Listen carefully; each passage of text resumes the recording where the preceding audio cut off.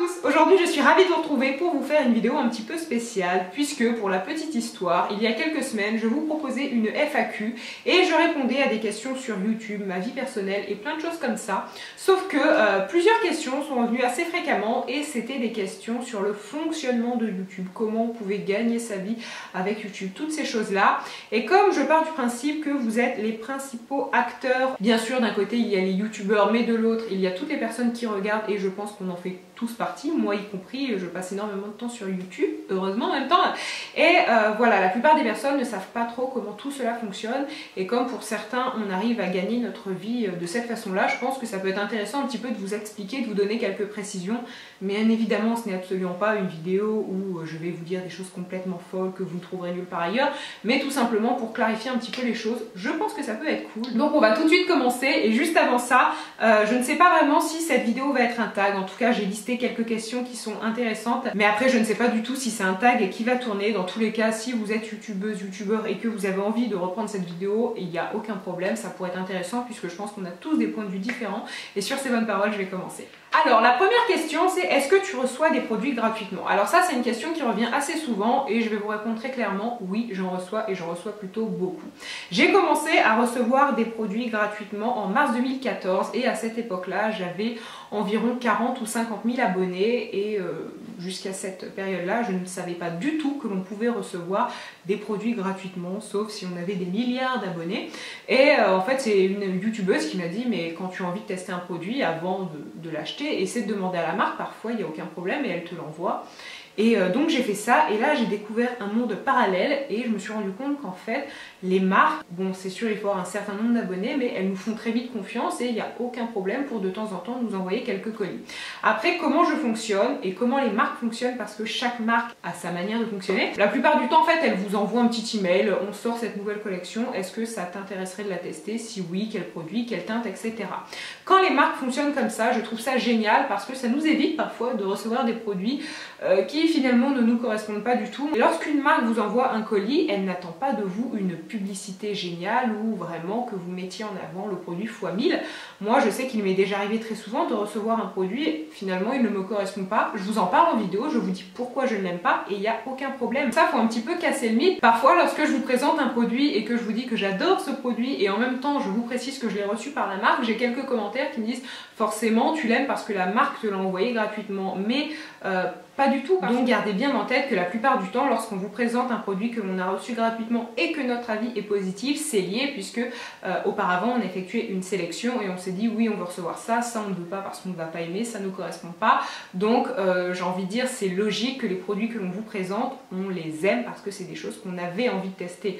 À moins d'être maso, lorsque je reçois une demande d'une marque et je sais que c'est un produit que je vais détester, ben je dis non parce que je sais très bien que c'est un produit qui ne me correspond pas. Ensuite, deuxième question, c'est est-ce que tu vis de YouTube? Alors personnellement, oui, je vis de YouTube. Je vous l'ai expliqué d'ailleurs dans ma vidéo FAQ, donc je vous ai annoncé la nouvelle, si on peut dire ça comme ça, et donc oui, à l'heure actuelle, je vis de YouTube. Justement, la troisième question par rapport à ça, c'est comment fait-on pour vivre de YouTube? En gros, quelles sont nos différentes sources de revenus? Alors ça, il y en a plusieurs et sûrement que j'en oublie parce que je ne les connais pas toutes, mais premièrement il y a la partie vraiment AdSense et la partie YouTube, c'est-à-dire les publicités que vous voyez avant la vidéo en petit bandeau ici sur le côté. Donc ça c'est vraiment les revenus publicitaires de YouTube. Donc ça c'est un certain montant, c'est un montant qui je crois avec les années tend à baisser et à ne pas augmenter.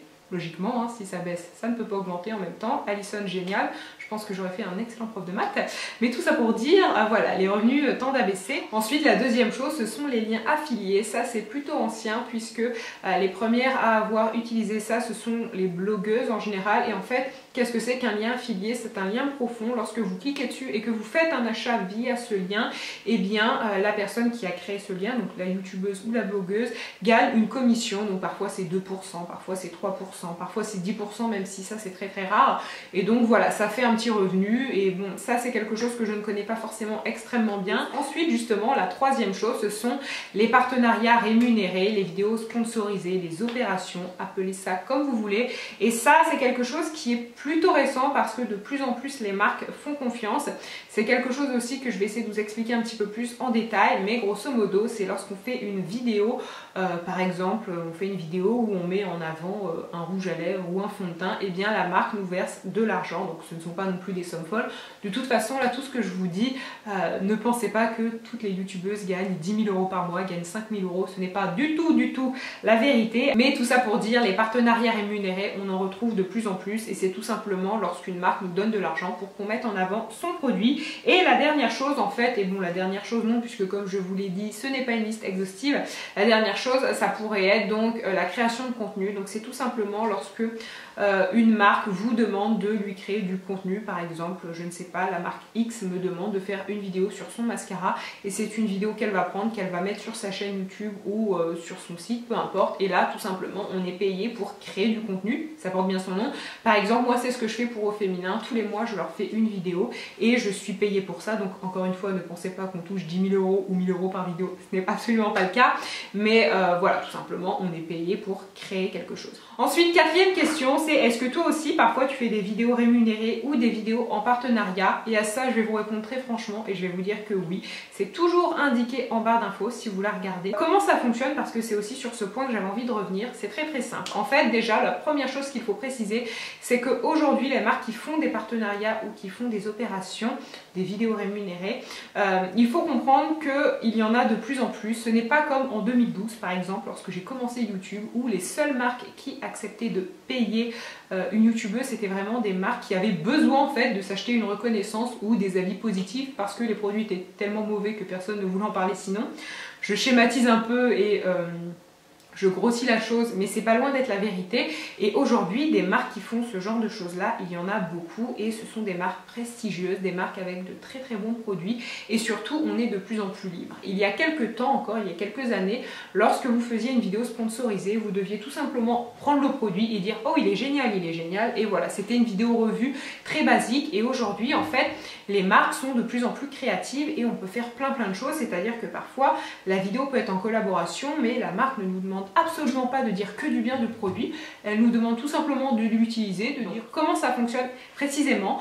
En fait, la marque vous envoie un email, la marque ou une agence, c'est comme tout à l'heure, ça dépend des marques, et elle vous demande si une collaboration avec ce produit-là, ça pourrait vous intéresser. J'ai déjà refusé des collaborations, notamment une avec une marque en fait qui faisait des produits pour l'acné, tout simplement parce que j'estime que je n'ai pas d'acné, donc que je ne serais pas la personne idéale. Ensuite, arrivé à cette étape-là, la marque nous envoie son brief. Donc qu'est-ce que c'est qu'un brief? Tout simplement, c'est un texte où dedans, elle nous dit un petit peu ce qu'elle attend de nous, le budget, c'est-à-dire la rémunération, mais aussi un petit peu l'histoire du produit, l'histoire de la marque. En bref, elle vous informe et surtout, en fait, elle vous dit ce qu'elle attend de vous. À partir de ce moment-là, on peut dire que ce sont les négociations. Enfin, encore une fois, là je vous dis comment moi je fonctionne. Peut-être qu'il y a des filles qui fonctionnent vraiment différemment. La négociation, tout simplement, après avoir lu le brief, eh bien, vous dites si vous êtes ok, pas ok, ce que vous aimeriez plutôt, ce que vous n'aimeriez pas, si vous avez des choses à ajouter.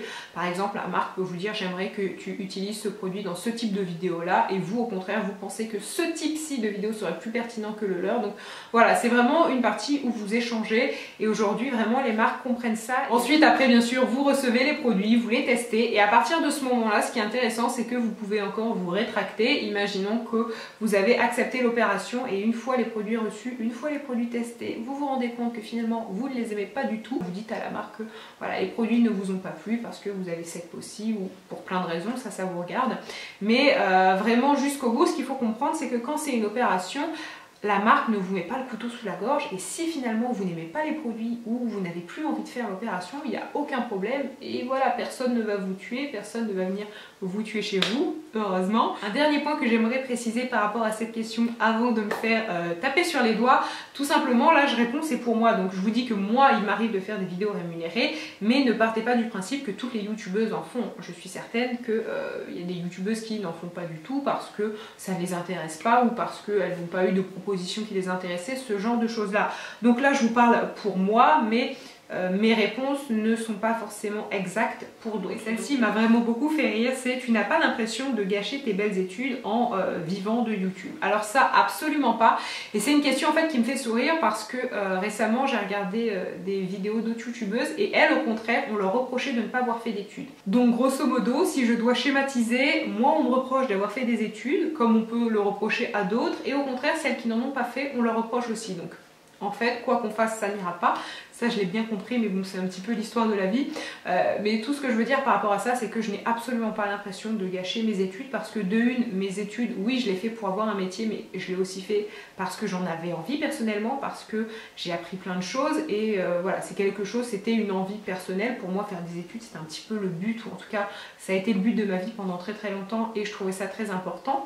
Après chacun fait comme il veut et les études ce n'est pas une fin en soi, on peut très bien réussir sa vie sans avoir fait d'études et au contraire on peut faire des études et passer à côté de sa vie. Ce n'est absolument pas lié, ou en tout cas ça ne l'est pas toujours. Et puis aussi quand même YouTube est une expérience très intéressante, que ce soit sur le plan humain, on se fait vraiment beaucoup de contacts et il faut garder en tête que YouTube n'est pas quelque chose de définitif. Aujourd'hui c'est ce que je fais, mais peut-être que dans un an je ne ferai plus ça, dans 2 ans, dans 6 mois, je ne sais pas. Justement YouTube on peut le marquer sur notre CV, après ça dépend de notre parcours, de ce qu'on a envie de faire. Et aussi, et ça on s'en rend pas forcément compte, mais YouTube ce n'est pas simplement d'allumer sa caméra, de faire une vidéo et de la mettre en ligne. Il y a plein de choses à côté, c'est vraiment très diversifié et ça c'est vrai que tant qu'on n'est pas derrière la caméra on s'en rend pas forcément compte, mais c'est ça en fait, on fait pas tous les jours la même chose, on peut rencontrer plein de personnes, on peut parfois être amené à se déplacer et vraiment on a chaque jour des choses différentes à faire. En plus YouTube évolue constamment, donc à chaque fois ce sont des nouvelles tâches qui se rajoutent et c'est ça justement qui est passionnant, c'est qu'on fait pas tous les jours la même chose. Et si demain YouTube m'énerve, c'est comme dans n'importe quelle entreprise, je peux arrêter et faire autre chose. En fait il faut vraiment voir YouTube comme un tremplin et tout simplement ça nous donne des bases, ça nous donne certaines expériences et avec les contacts que l'on se fait ou toutes ces choses là on peut tout à fait évoluer vers une autre profession sans aucun problème. Et le tout dernier point sur lequel je voulais revenir et qui me fait dire que absolument pas je regrette de vivre ou en tout cas de profiter de cette expérience YouTube, c'est la partie reconnaissance. Je ne sais pas vraiment comment l'appeler, mais tout simplement tous les jours on peut recevoir des remerciements, des gentils commentaires, parce que il y a un lien direct entre la personne qui fait des vidéos et les abonnés par le biais des commentaires et de toutes ces choses là, et donc on reçoit tellement d'amour, et je tiens à employer le mot amour parce que c'est vraiment ça.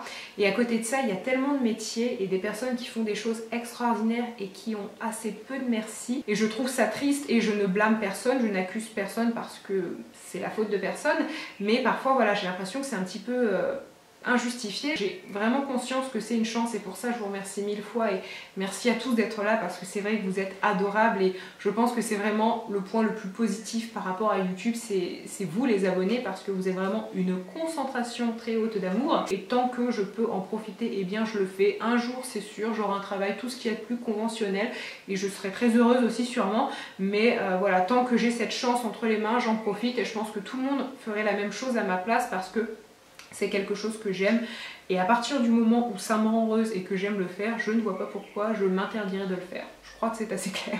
Ensuite, la toute dernière question, c'est comment est l'ambiance sur YouTube, parce que je pense que parfois en voyant certains commentaires Instagram, certains tweets, certains peut-être mots sur Facebook, peu importe, vous vous demandez si entre nous on s'aime, et en fait j'ai envie de vous dire c'est tout simplement comme dans n'importe quelle entreprise, il y a des personnes qui s'aiment, des personnes qui ne s'aiment pas, des personnes qui se ressemblent, des personnes qui ne se ressemblent pas, on vient pas toutes du même milieu, on n'a pas toute la même éducation, on n'a pas toutes les mêmes valeurs, on est toutes différentes, on est toutes des filles bien et des garçons bien je pense, mais voilà selon ce qu'on a envie d'être en fait. Et j'ai aucun problème avec ça, et faut pas penser non plus que c'est la guerre, qu'on se déteste tous ou qu'il y a une espèce de concurrence. C'est vrai que la rivalité et la concurrence elles sont là, mais pas forcément tout le temps.